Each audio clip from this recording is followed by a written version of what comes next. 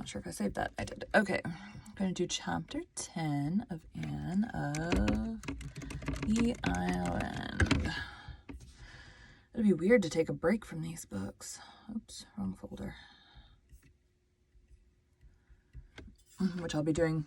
This one I want to say is like 40-something chapters, but they've got to be shorter chapters because I have the books and they're all about the same size. This one has like 10 chapters more than any other book, so we're going to just guess that it's shorter chapters. I don't think I've done a 30-minute chapter yet. Start. Chapter 10, Patty's Place. The next evening found them treading resolutely the herringbone walk through the tiny garden. The April wind was filling the pine trees with its roundelay, and the grove was alive with robins, great, plump, saucy fellows, strutting along the paths. The girls rang rather timidly, and were admitted by a grim and ancient handmaiden. The door opened directly into a large living room, where by a cheery little fire sat two other ladies, both of whom were also grim and ancient, except that one looked to be about 70, and the other 50. There seemed little difference between them. Each had amazingly big, light blue eyes behind steel-rimmed spectacles. Each wore a cap and a gray shawl. Each was knitting without haste and without rest. Each rocked placidly and looked at the girls without speaking. And just behind each sat a large white china dog, with round green spots all over it, a green nose and green ears. Those dogs captured Anne's fancy on the spot. They seemed like the twin guardian deities of Patty's Place. For a few minutes, nobody spoke. The girls were too nervous to find words, and neither the ancient ladies nor the china dogs seemed conversationally inclined. Anne glanced about the room. What a dear place it was. Another door opened out of it directly into the pine grove, and the robins came boldly up on the very step. The floor was spotted with round braided mats such as The floor was spotted with round braided mats such as Marilla made at Green Gables, but which were considered out of date everywhere else, even in Avonlea. And yet here they were on Spofford Avenue. Big, polished grandfather's clock ticked loudly and solemnly in a corner. There were delightful little cupboards over the mantelpiece, behind whose glass doors gleamed quaint bits of china. The walls were hung with old prints and silhouettes. In one corner the stairs went up, and at the first low turn was a long window with an inviting seat. It was all just as...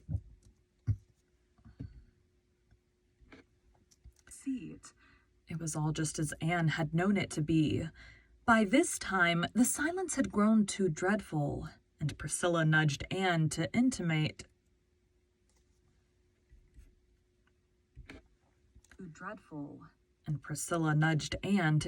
that she must speak. We saw by your sign that this house is to let, said Anne faintly, addressing the older lady, who was evidently Miss Patty Spofford. Oh, yes. They're old. Oh, yes, said Miss Patty. I intended to take that sign down today.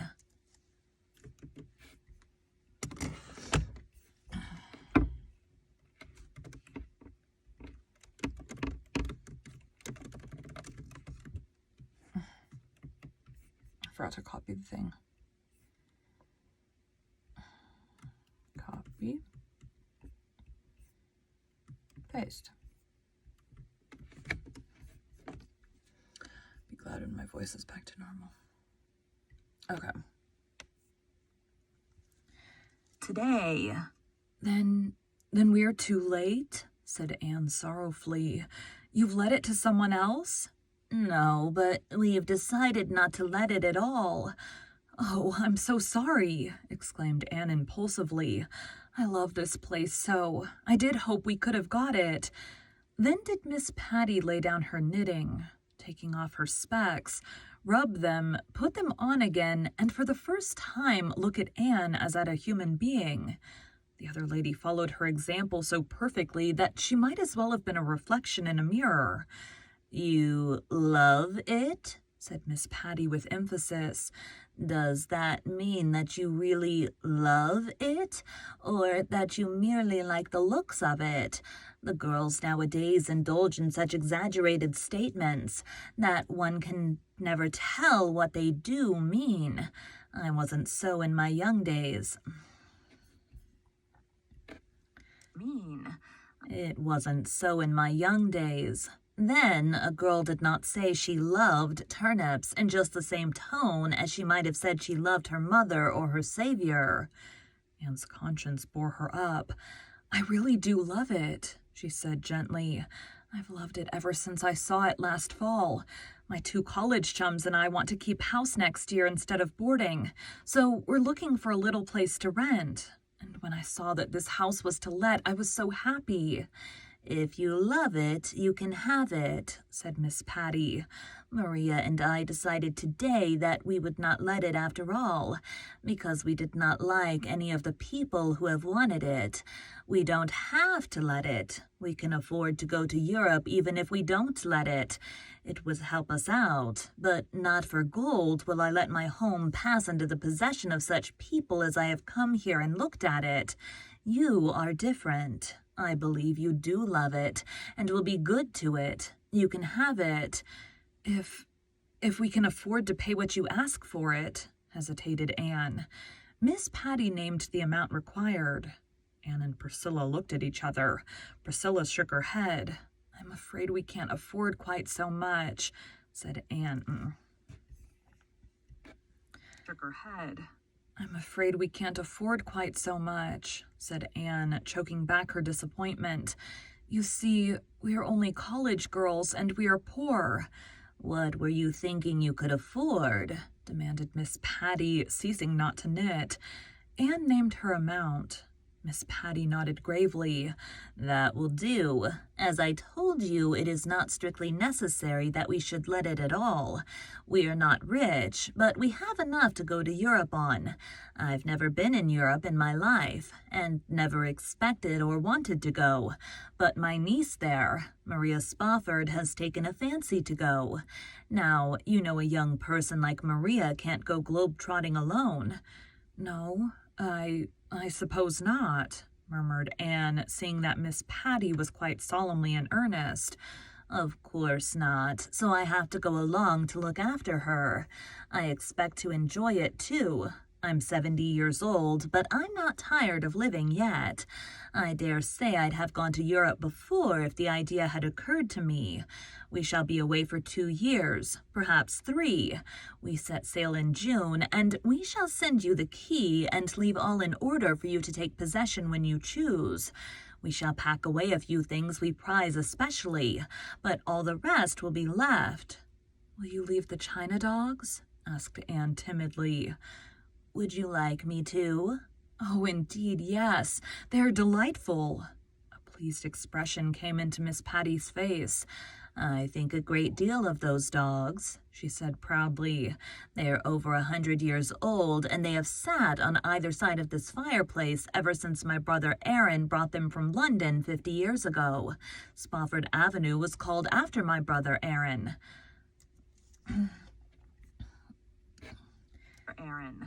"A fine man he was," said Miss Maria, speaking for the first time. "Ah, you don't see the like of him nowadays."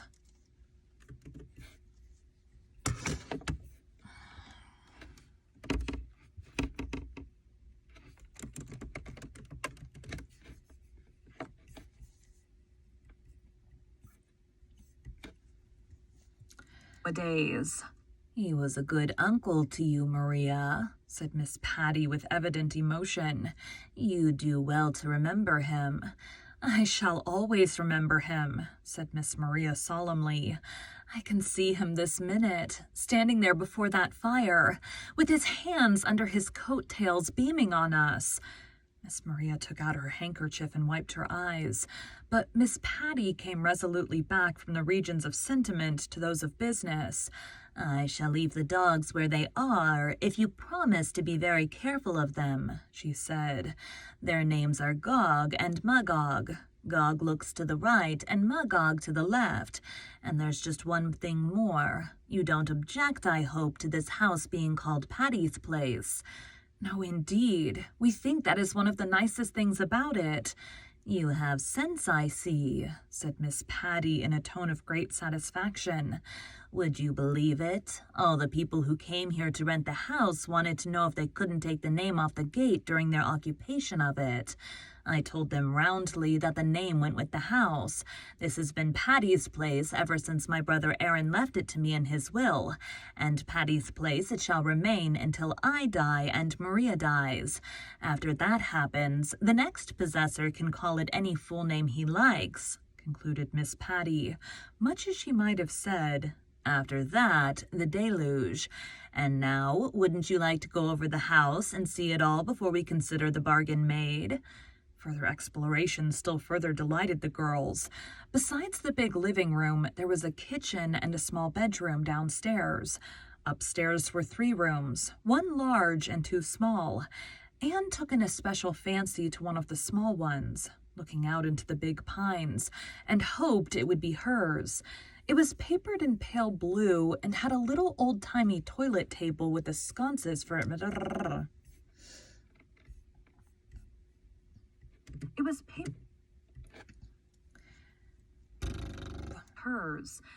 was papered in pale blue and had a little old-timey toilet table with sconces for candles. There was a diamond-paned window with a seat under the blue muslin frills that would be a satisfying spot for studying or dreaming. It is all so delicious that I know we're going to wake up and find it a fleeting vision of the night, said Priscilla as they went away. Miss Patty and Miss Maria are such stuff.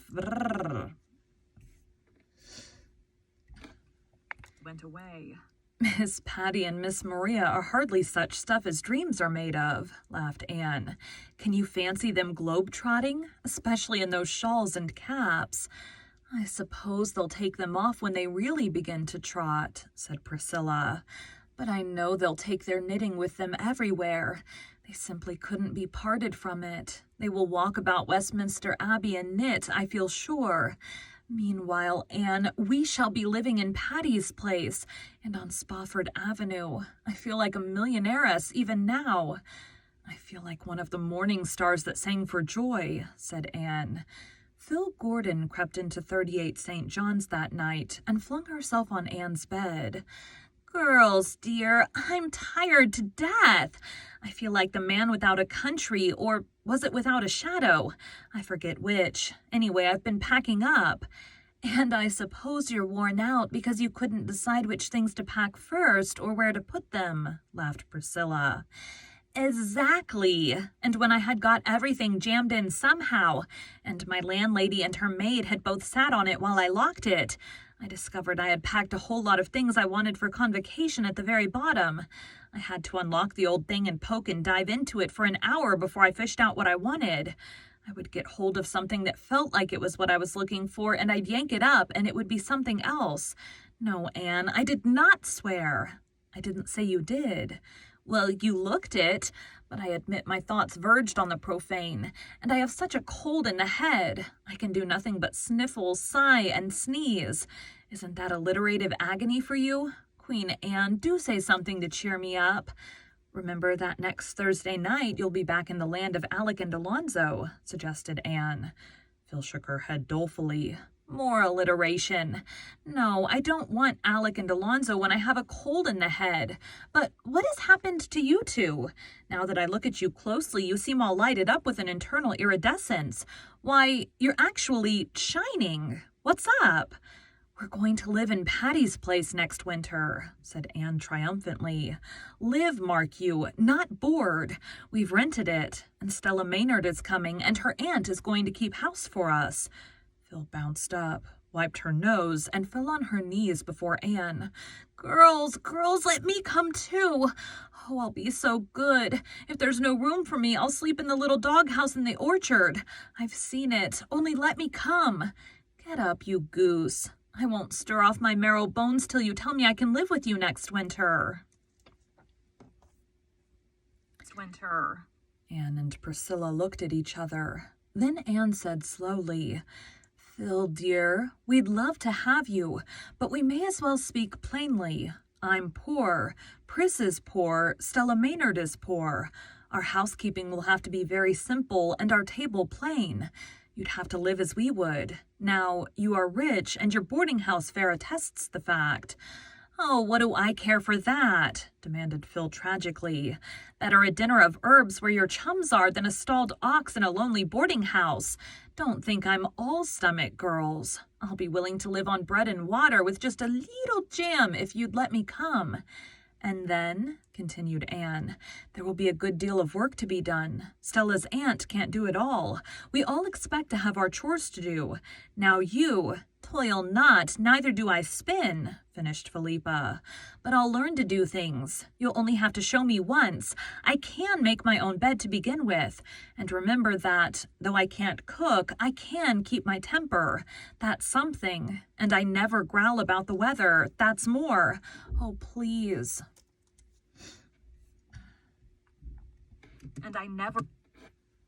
That's something. And I never growl about the weather. That's more. Oh, please, please. I never wanted anything so much in my life. And this floor is awfully hard. There's just one more thing, said Priscilla resolutely. You, Phil, as all Redmond knows, entertain callers almost every evening. Now at Patty's Place we can't do that. We have decided that we shall be at home to our friends on Friday evenings only. If you come with us, you'll have to abide by that rule. Well, you don't think I'll mind that, do you? Why, I'm glad of it. I knew I should have had some such rule myself, but I hadn't enough decision to make it or stick to it. When I can shuffle off the responsibility on you, it will be a real relief. If you won't let me cast in my lot with you, I'll die of disappointment, and then I'll come back and haunt you. I'll camp on the very doorstep of Patty's Place, and you won't be able to go out or come in without falling over my spook. Again, Anne and Priscilla exchanged eloquent looks. Well, said Anne, of course we can't promise to take you until we've consulted with Stella, but I don't think she'll object. And as far as we're concerned, you may come and glad welcome. If you get tired of our simple life, you can leave us, and no questions asked, added Priscilla. Phil sprang up, hugged them both jubilantly, and went on her way rejoicing. I hope things will go right, said Priscilla soberly. We must make them go right, avowed Anne. I think Phil will fit right into our appy little home very well. Oh, Phil's a dear to rattle round with and be chums. And of course, the more there are of us, the easier it will be on our slim purses. But how will she be to live with? You have to summer and winter with anyone before you know if she's livable or not. Oh, well, we'll all be put to the test as far as that goes. And we must quit us like sensible folk, living and let live. Phil isn't selfish, though she's a little thoughtless. And I believe we will all get on beautifully in Patty's Place. 10 minutes till work. All right, time to stop, and then I'll be back in here in like 2.5 hours. Thanks, guys.